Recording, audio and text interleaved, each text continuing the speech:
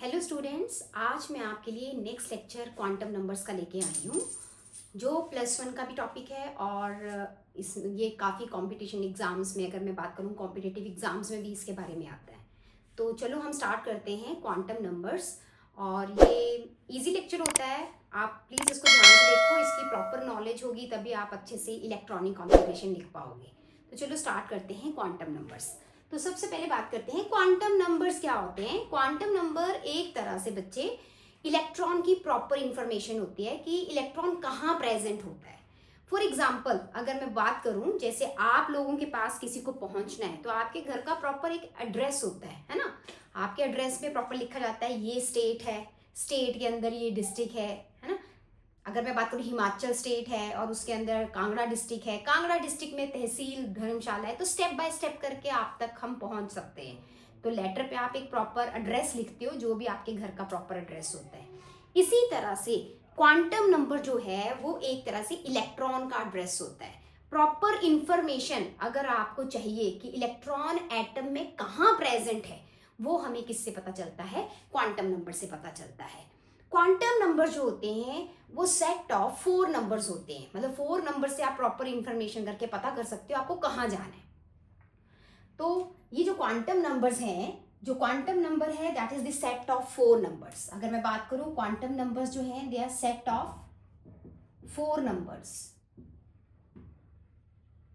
और इसकी इंफॉर्मेशन की अगर मैं बात करूं तो ये प्रॉपर आपको प्रॉपर कंप्लीट इंफॉर्मेशन देते हैं, complete information of all electrons in atom. Atom में इलेक्ट्रॉन कहाँ प्रेजेंट है, उसका प्रॉपर एड्रेस क्या है, आप ये बता सकते हो। तो वो 4 क्वांटम नंबर्स कौन से होते हैं, एक एग्जांपल के बेस में तो मैं बताती हूँ। जैसे मैं अपने एड्रेस की अगर मैं बात करूँ तो फॉर एग्जांपल कि अगर मुझे किसी ने प्रॉपर मेरा एड्रेस पता बोलते हैं कि मैम बताओ आप कहाँ से हो, या कोई भी ऐसे बात करता है, तो जैसे अगर मैं बात करूँ कौन सी स्टेट से हो, है ना, स्टेट के बाद आपका जाएगा कौन से डिस्ट्रिक्ट से हो, डिस्ट्रिक्ट के बाद आपका जाएगा कौन सी तहसील से हो, ठीक है, और उसके बाद जो भी है आपका proper house number and PO, जो भी विलेज पीओ आपका जो भी होगा, पोस्ट ऑफिस अगर मैं बात करूँ वहां पहुंच जाते हैं तो पता चल जाता है ये हाउस नंबर है और यहाँ पे है। तो ऐसे स्टेप बाय स्टेप करके आप कहीं पे भी पहुंच सकते हो, है ना। तो इन किसी को भी लेटर डालनी है सीधे बोलेंगे हिमाचल, है ना, हिमाचल में कहाँ जी, कांगड़ा डिस्ट्रिक्ट। तो अगर मैं बात करूँ ऐसे स्टेप बाय स्टेप करके आप मेरे घर तक पहुंच सकते हो। सिमिलरली अगर मैं बात करूं कि इलेक्ट्रॉन की इंफॉर्मेशन के लिए मैंने बोला 4 क्वांटम नंबर्स होते हैं, तो वो फर्स्ट क्वांटम नंबर कौन सा होता है, तो जैसे ये 4 मैंने ऐसे स्टेप्स लिखे हैं किसी की भी घर के एड्रेस के, वैसे ही इलेक्ट्रॉन के एड्रेस के भी ऐसे 4 स्टेप्स बता रही हूं मैं, जिसको हम क्वांटम नंबर बोलते हैं। तो जो फर्स्ट आएगा, फर्स्ट जिसको हम बोलेंगे that is principal quantum number, principal quantum number. और सिमिलरली जब अगर आपको प्रिंसिपल क्वांटम नंबर पता चल गया तो उसके बाद उसके अंदर क्या होगा, प्रिंसिपल क्वांटम नंबर एक पता चल गया, उसके बाद हम पता करते हैं, अगर मैं बात करूं that is azimuthal quantum number. उसके बाद हम बात करेंगे मैग्नेटिक क्वांटम नंबर,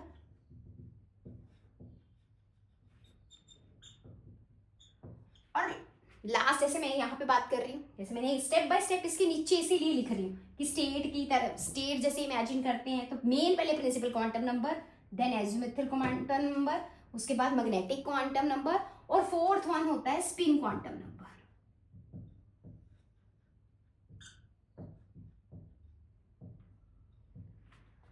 ठीक है, तो मेन सबसे पहले मैं आपको ये बताऊंगी कि प्रिंसिपल क्वांटम नंबर क्या होता है, मतलब पूरे एटम में आपका इलेक्ट्रॉन कहाँ पे प्रेजेंट है, ये हम प्रॉपर इंफॉर्मेशन बताएंगे और जो हमें क्वांटम नंबर से पता चलती है। तो सबसे पहले तो आपको पता ही है कि जो एटम होता है उसमें काफ़ी डिफरेंट एनर्जी शेल्स होते हैं, तो हमें ये पता करना होता है कौन से एनर्जी शेल में इलेक्ट्रॉन प्रेजेंट है। और ये जो एनर्जी शेल है वो फर्स्ट आपको कौन बताता है, that is principal quantum number. तो चलो हम अब 1 बाय 1 सारे ही quantum number step by step करेंगे। तो फर्स्ट क्वांटम नंबर किसी भी इलेक्ट्रॉन के लिए आपको फर्स्ट पहले ये पता करना पड़ेगा कि प्रिंसिपल क्वांटम नंबर क्या होता है। प्रिंसिपल क्वांटम नंबर का मतलब होता है वो कौन से एनर्जी शेल में प्रेजेंट है। मतलब अगर ये मेरा एटम है और ये न्यूक्लियस है, तो ये मेरा फर्स्ट शेल है, ये सेकंड शेल है, ये थर्ड शेल है। तो हमें ये पता करना है कि कौन से शेल में प्रेजेंट है। तो चलो स्टार्ट करते हैं। फर्स्ट हम करेंगे principal quantum number. Principal quantum number, इसको हम किससे रिप्रेजेंट करते हैं? इसको हम स्मॉल n के साथ रिप्रेजेंट किया जाता है। प्रिंसिपल क्वांटम नंबर आपको क्या बताता है? ये बताता है कि आपका इलेक्ट्रॉन कौन से एनर्जी शेल में प्रेजेंट है। तो एनर्जी शेल मतलब क्या, किसको बोलते हो आप? जैसे अगर ये एटम है, ये न्यूक्लियस है, तो ये आपका फर्स्ट शेल है, ये आपका सेकंड शेल है। तो अगर मैं बात करूं, this is n is equal to 1, n is equal to 2, n is equal to 3। तो ये आपका जो प्रिंसिपल क्वांटम नंबर है, ये मैं ऑलरेडी आपको बता चुकी हूँ। ये किसके बारे में बताता है? It refers to the main energy shell. तो यहाँ पे आपने it refers to main energy shell and it is represented by n। और n की value first shell, second, third, fourth and so on up to infinity, कितनी की भी बात कर सकता है। ठीक है, तो 1 2 3 4 एंड सो ऑन। फर्स्ट, इसका मतलब है फर्स्ट शेल, ये फर्स्ट शेल है, ये सेकंड शेल है, ये थर्ड शेल। तो सबसे पहले तो हम यही पता करेंगे ना कि मेरा इलेक्ट्रॉन कौन से शेल में प्रेजेंट है। उसके बाद में पता करूंगी इसके अंदर क्या है। ठीक है, अब आप देखो, जितना बड़ा आपका नंबर होगा, greater is the value of n, more is the average distance between the nucleus and the electron. ठीक है, जितना बड़ा नंबर होगा, ये न्यूक्लियस है, जितना बड़ा नंबर होगा उतना ही ज्यादा इनका आपस में एवरेज डिस्टेंस होगा between the nucleus and the electron. तो ये हमें क्या बताता है? ये हमें बताता है एनर्जी शेल। तो सबसे पहले हमें एनर्जी शेल के बारे में पता होना चाहिए, जो हमें कौन बताता है? Principal quantum number. तो आई होप आपको क्लियर हो गया होगा। प्रिंसिपल क्वांटम नंबर ये हुआ। ठीक है, जिसको आप फर्स्ट को k से रिप्रेजेंट करते हो, this is L M N, ऐसे रिप्रेजेंट किया जाता है। तो this is the principal quantum number. अब हम नेक्स्ट क्वांटम नंबर करेंगे। ठीक है, और ये मैंने आपको बता दिया, एवरेज डिस्टेंस के बारे में बताता है। न्यूक्लियस एंड आउटर मोस्ट, जो भी जहाँ पे भी इलेक्ट्रॉन प्रेजेंट होगा जिस भी शेल में, तो वो उसका डिस्टेंस बताता है, average distance between the nucleus and electron.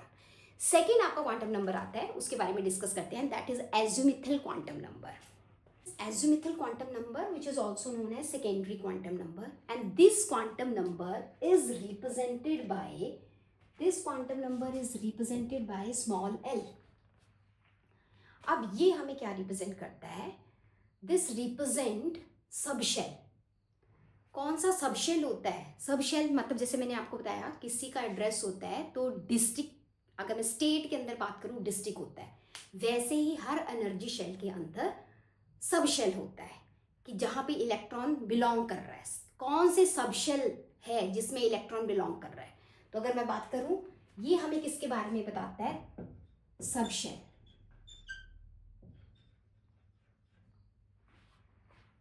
Where electron belongs, तो उस सब शेल की बात करेगा। और एक्चुअली में इस सब शेल में उसकी क्या शेप है, शेप, कौन सी शेप का ऑर्बिटल है जो वो ऑक्यूपाई कर रहा है इलेक्ट्रॉन, उसके बारे में बताता है। तो आप जैसे मैंने बोला ना, स्टेप बाय स्टेप चीजें होती हैं, तो ये एक चीज होती है जिसको हम बोलते हैं सब शेल। एनर्जी शेल के अंदर होता है सब शेल, और जिसको हम स्मॉल l से रिप्रेजेंट करते हैं। इसकी वैल्यू किसके ऊपर डिपेंड करती है? इसकी वैल्यू डिपेंड करती है आपके प्रिंसिपल क्वांटम नंबर n के ऊपर डिपेंड करती है।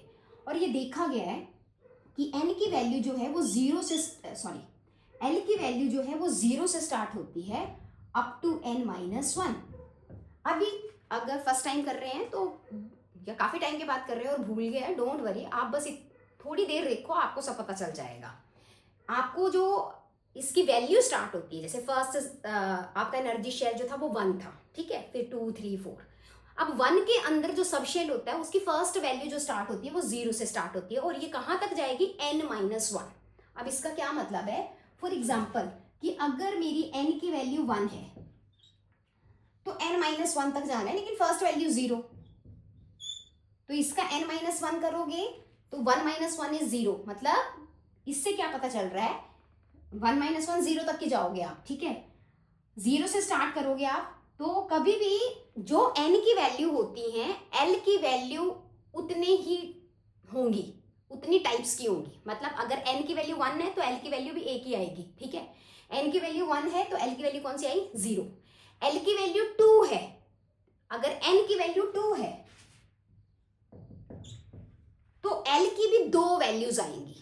बोलने का मतलब ये, अगर n की वैल्यू 3 आती है तो l की वैल्यू भी 3 आएंगी। कौन कौन सी होंगी, 0 से स्टार्ट करोगे और n - 1 तक लेके जाओगे। तो यहाँ 0 से मैं स्टार्ट करूंगी और ये कहाँ तक जाएगा, 2 - 1 मतलब 1 तक।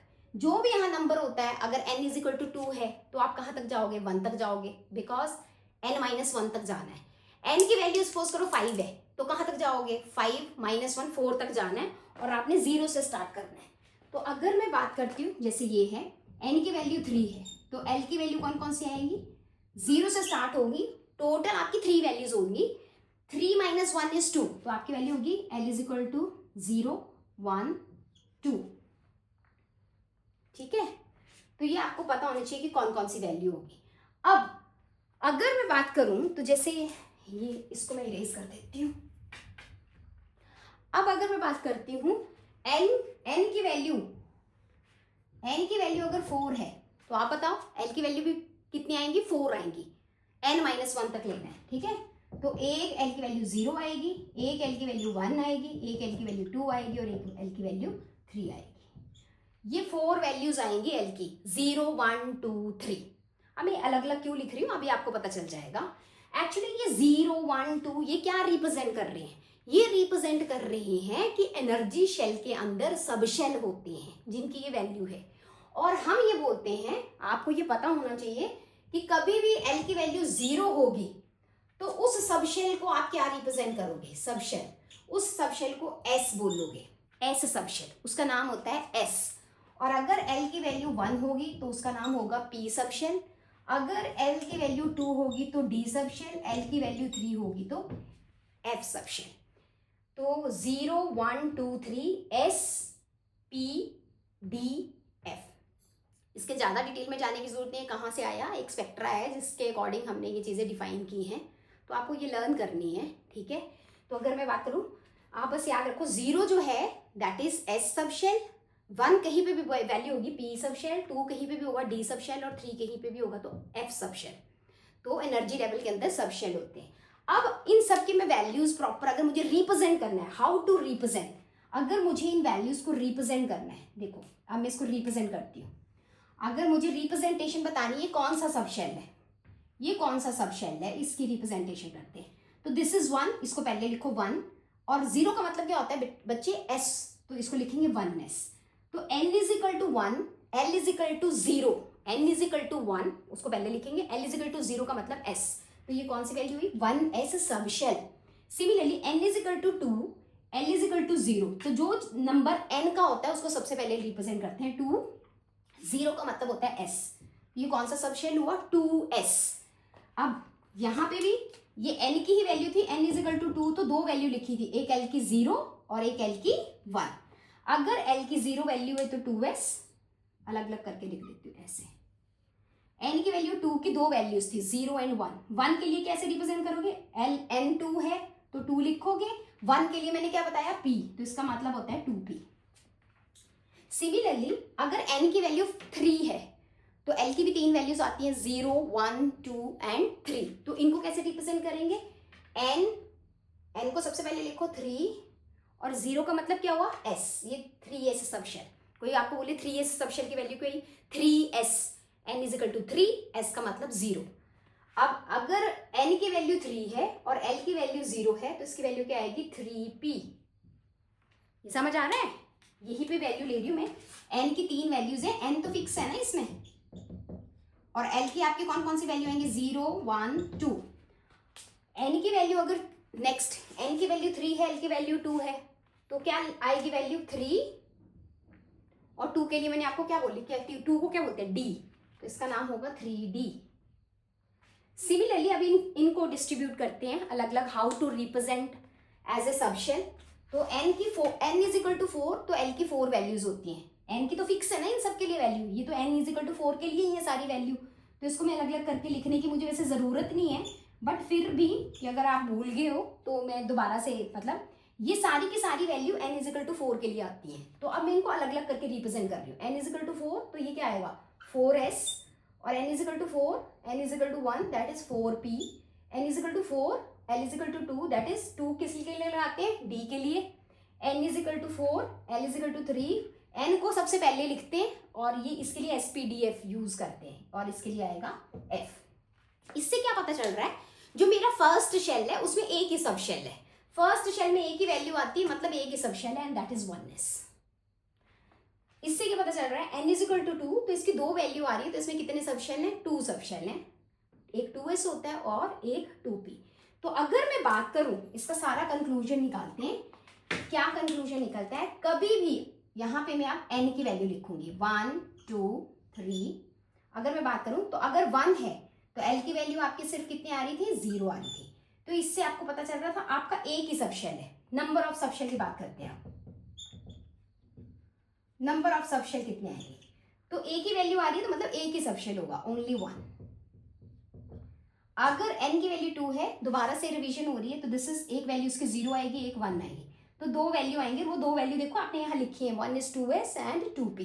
तो इसलिए याद रखना 2s होता है 2p होता है, लेकिन 2d नहीं होता है ना, क्योंकि दो ही वैल्यू है तो दो ही वैल्यू होंगी, 1s and second 1 is p।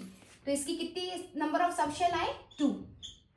n is equal to 3, तो 0 1 2, तो कितनी आपके सबशेल बन रहे हैं इसमें, दैट इज 3। और अगर 4 हुआ तो 0 1 2 एंड 3, इसके लिए कौन सी वैल्यू है, कितने सबशेल बन रहे हैं, दैट इज 4।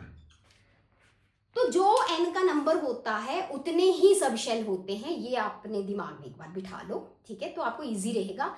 फर्स्ट शेल में एक ही सबशेल होता है, सेकंड शेल में 2 सबशेल होते हैं, थर्ड शेल में 3 सबशेल होते हैं, फोर्थ शेल में 4 सबशेल होते हैं, ठीक है। तो ये सबशेल थे जिसके बारे में हमने रिप्रेजेंट करा, जो आपको एनर्जी शेल के बाद उसके अंदर सबशेल मिलेंगे, उसके बारे में बताया। अब नेक्स्ट पार्ट करते हैं इसका। नेक्स्ट जो थर्ड हमारा क्वांटम नंबर आता है वो आता है magnetic quantum number. Magnetic quantum number जो होता है ये कहाँ पे होता है, आप देखो, मैग्नेटिक क्वांटम नंबर को स्मॉल m से रिप्रेजेंट करते हैं, ठीक है। अब सबसे पहले एनर्जी शेल था, एनर्जी शेल के अंदर सब शेल था। अब सब शेल के अंदर क्या होता है, तो it refers possible orientation of orbitals. तो ये इट रेफर्स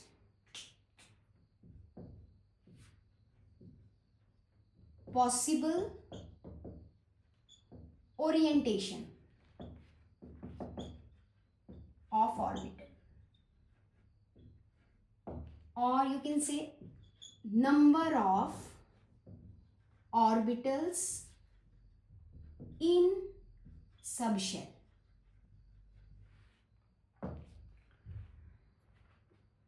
तो it refers the possible orientation of orbitals और number of orbitals in subshell. मतलब अब सबशेल के अंदर क्या होता है, जैसे मैंने आपको पहले लिंक करा था ना, डिस्ट्रिक्ट के अंदर स्टेट, स्टेट के अंदर आप आगे थे जो भी तहसील होती है, वैसे ही अब ये आ गया थर्ड नंबर पे, एनर्जी शेल के अंदर सबशेल, सबशेल के अंदर ऑर्बिटल। तो आपको ये पता करना है कि इलेक्ट्रॉन जो है वो कौन से ऑर्बिटल में प्रेजेंट है, ठीक है। तो अगर मैं बात करूं इसको हम कैसे रिप्रेजेंट करेंगे, m, या कई बार m और उसके ऐसे ml भी लिखा होता है, ऐसे भी लिखा होता है, ठीक है। ये मैं इसको ऐसे l, ये जरूरी नहीं लिखा हो, बट नॉर्मल इसको m से रिप्रेजेंट करते हैं। This is known as magnetic quantum number. अब इसकी वैल्यू किसके ऊपर डिपेंड करती है, जैसे हमने पीछे पढ़ा l की वैल्यू n के ऊपर डिपेंड करती है। अगर n इज इक्वल टू 1 था तो आपने l इज इक्वल टू 0 बोला, n इज इक्वल टू 2 था तो आपने बोला l is equal to 0 and 1, मतलब l की वैल्यू n पे डिपेंड करती थी।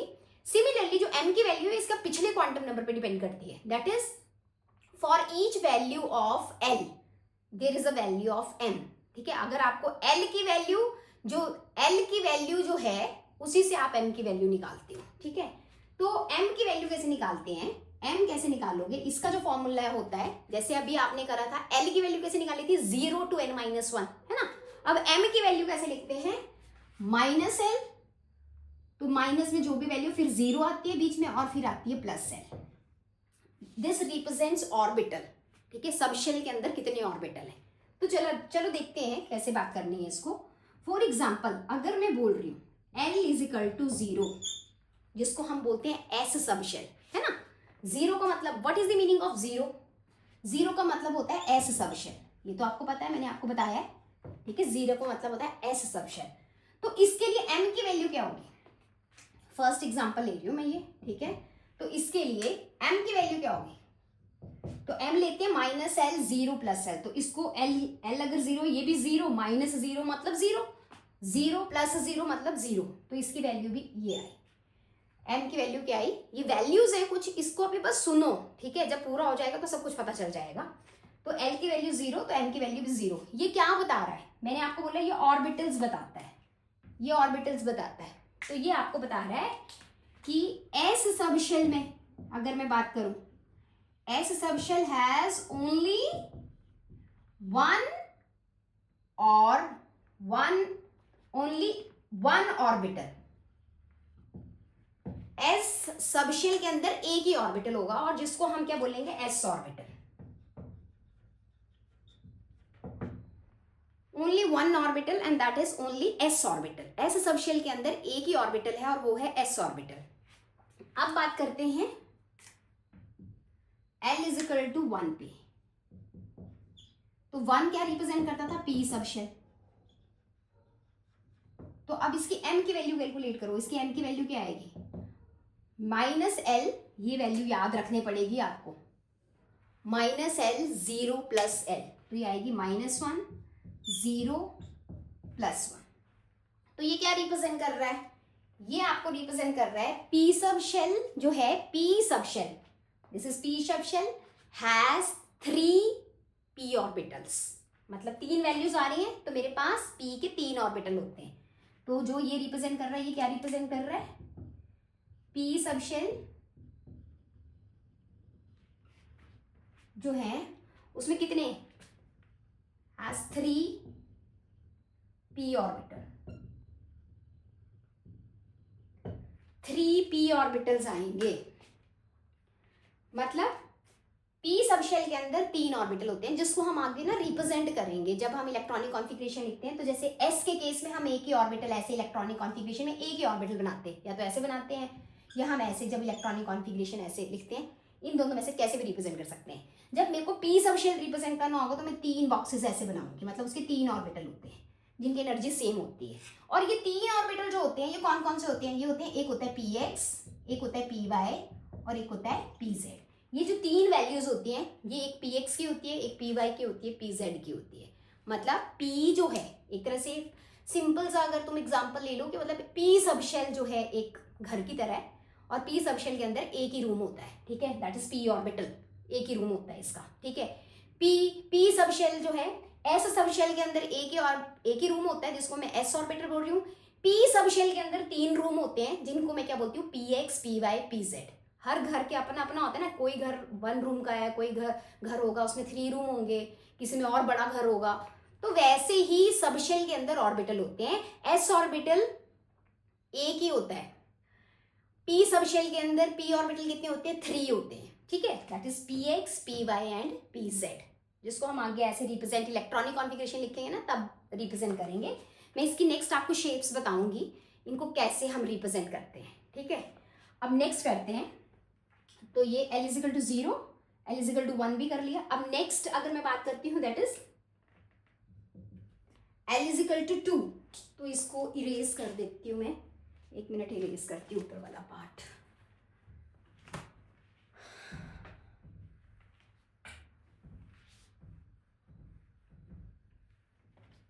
तो अगर मैं बात करूं, तो नेक्स्ट अगर मेरे को 2 वैल्यूज लिखनी है, ठीक है। तो एक तो चलो मैं एक L इज इक्वल टू 2 पे अगर 1 2 2 आता है D सब शेल, 2 आता है D सब शेल, ठीक है। और D सब शेल में अगर मैं बात करूं तो M की कौन कौन सी वैल्यू आएगी? -2 -1 0 +1 +2। तो ये कितनी वैल्यूज हुई? 5। तो इसका मतलब मेरे पास 5 D ऑर्बिटल्स होते हैं। S D सब शेल की अगर मैं बात करूं, डी सबशेल की, डी की वैल्यू क्या होती है सबशेल की 2, डी सबशेल जो होता है, D subshell has 5d orbitals, 5d orbitals. तो ये 5d ऑर्बिटल्स होते हैं जिनकी वैल्यू होती है -2, -1, 0, +1, +2। तो मैं चाहती हूँ कि मैं एक साथ ही सारी वैल्यूज लिखूं। और अगर मैं बात करूं L = 3, तो ये किसके लिए बात करते हो आप, 3 किसके लिए बात करते हो? आपको मैंने पहले ही बताया था कि अगर L 0 का मतलब S, 1 का मतलब P, 2 का मतलब D एंड 3 का मतलब F, तो दिस इज F सबशेल। और हमें पता ही है, मैं इसको यहां पे लिख लेती हूँ, M = -L 0 + L। तो इसकी कौन कौन सी वैल्यूज होंगी अगर मैं बात करूं, तो इसकी कौन कौन सी वैल्यू होंगी, M की कौन कौन सी वैल्यू आएंगी, M की वैल्यू L के ऊपर ही डिपेंड करती है। -3 से स्टार्ट हो जाओ, -2, -1, 0, +1, +2 एंड +3। तो इसकी टोटल कितनी वैल्यूज आई बेटा, 3 और 3 6 एंड 1 7। तो ये आपके आए 7 F ऑर्बिटल्स होते हैं। तो F सबशेल है 7 F ऑर्बिटल्स। तो एक तरह से देखा जाए ऑड नंबर है, S के लिए 1, 2 आप ऐड करते चलो, S के लिए 1, P3, D5, F7। ठीक है, तो S सब, अब याद करने की कोशिश करो, S सबशेल में एक ही ऑर्बिटल होता है, S ऑर्बिटल। P सबशेल में 3 ऑर्बिटल होते हैं, Px, Py, Pz। D में 5 ऑर्बिटल होते हैं, ठीक है, वो आगे बताऊंगी मैं, dxy, yz, zx, dx² - y², dz²। ये मैं शेप्स जब करवाऊंगी इसके बाद तो आपको पता चल जाएगा कौन से। और एक है आपका last one is F subshell, जिसकी L की वैल्यू क्या होती है 3, और इसकी ये 3 वैल्यू से 7, आपके 7 F ऑर्बिटल्स आए। ठीक है, तो ये आपका आ गया मैग्नेटिक क्वांटम नंबर 0, 1, 2 और 3 के लिए आपको ये वैल्यूज आ गई। अब लास्ट क्वांटम नंबर जो आता है, ये क्वांटम नंबर आपको किसके बारे में बताता है, ऑर्बिटल्स के बारे में बताता है, ओरिएंटेशन के बारे में आता है कि अगर मेरी एक्स एक्स अगर मेरा पी एक्स है तो उसकी शेप में उसकी ओरिएंटेशन किस तरफ है, एक्स एक्सिस की तरफ होगी, पी वाई में पी वाई एक्सिस की तरफ होगी, वो शेप्स में आपको बताऊंगी। ठीक है, लास्ट क्वांटम नंबर आपका आता है स्पिन क्वांटम नंबर, जिसको हम स्मॉल s से रिप्रेजेंट करते हैं। ठीक है, नेक्स्ट है spin quantum number and which is represented by S. And what is this? ये फोर्थ क्वांटम नंबर आपको क्या बताता है, this gives the information about the direction of spinning of electron present in orbital। तो ये आपको बताता है, gives information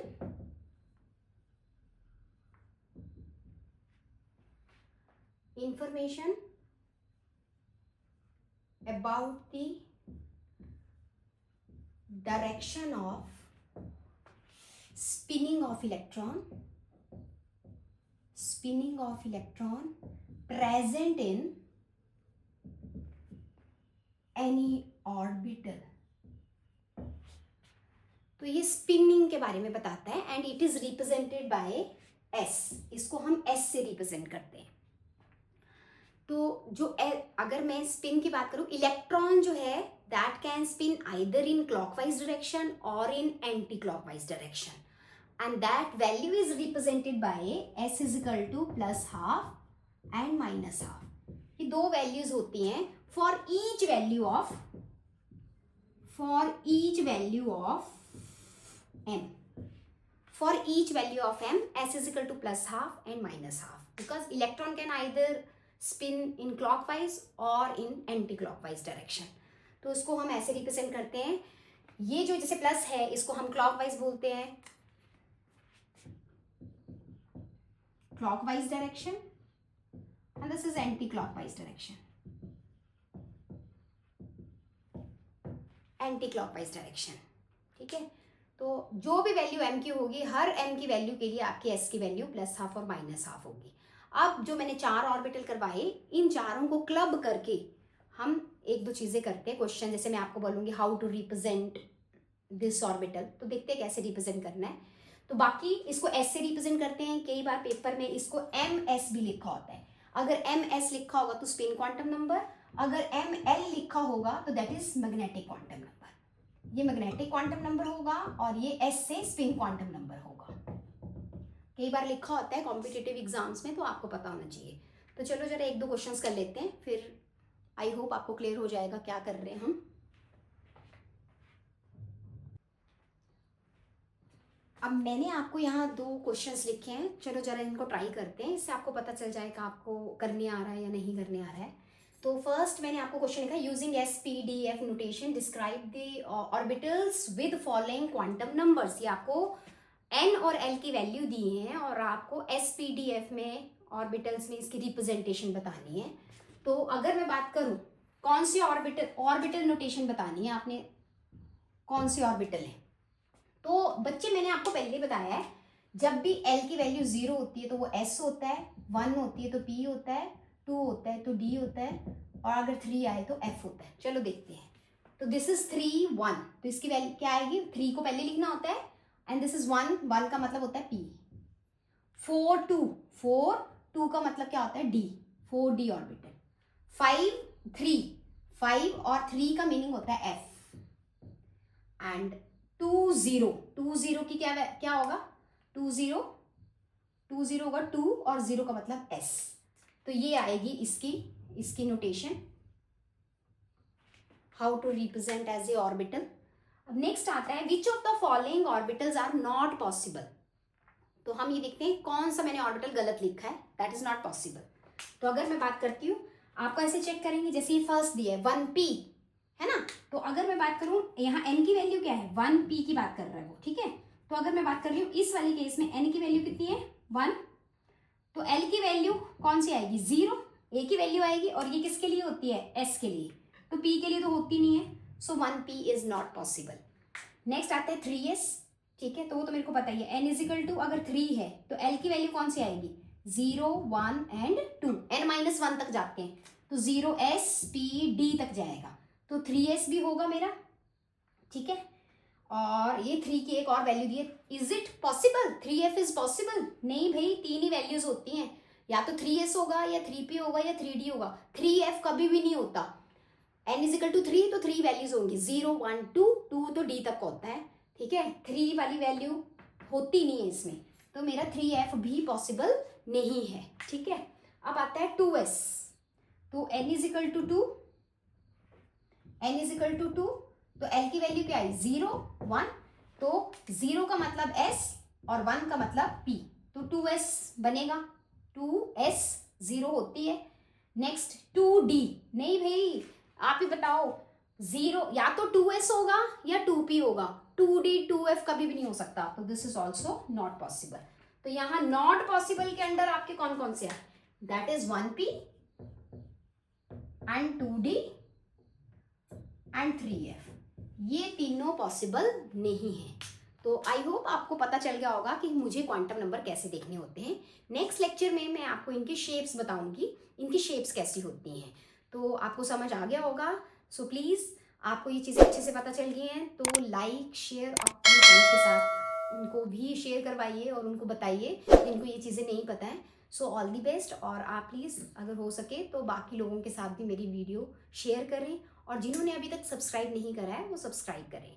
all the best, take care, और अच्छे से एग्ज़ाम देने हैं आपने और अच्छे से तैयारी करनी है। Thank you.